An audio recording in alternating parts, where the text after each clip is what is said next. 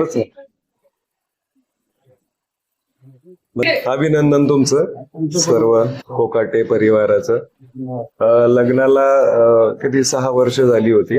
आईचं वय 44 असूनही बाळ राहील का नाही अशा साशंक याच्यात असताना, परिस्थितीमध्ये असताना बाळ राहिलं. आणि आज तसं ते बाळ कमजोर आहे पण चांगलं आहे. बाळाचं वजन 1.1 म्हणजे 1100 ग्रॅम आहे.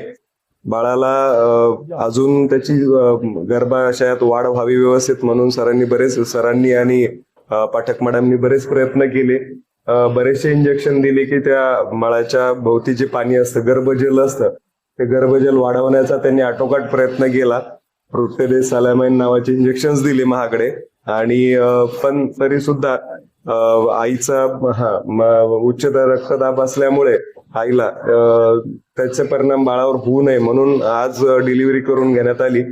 आणि त्यामुळे थोडंसं वजन कमी आहे, थोडंसं म्हणजे बरंच कमी आहे, अर्धच वजन आहे. पण बाळाच्या फुफ्फुसाची वाढ व्हावी म्हणून असे इंजेक्शन आईला दिलेले असल्यामुळं बाळाच्या फुफ्फुसाची त्या प्रमाणात बऱ्याच चांगली वाढ झालेली आहे. त्यामुळे बाळ फारसं काही कणत नाही.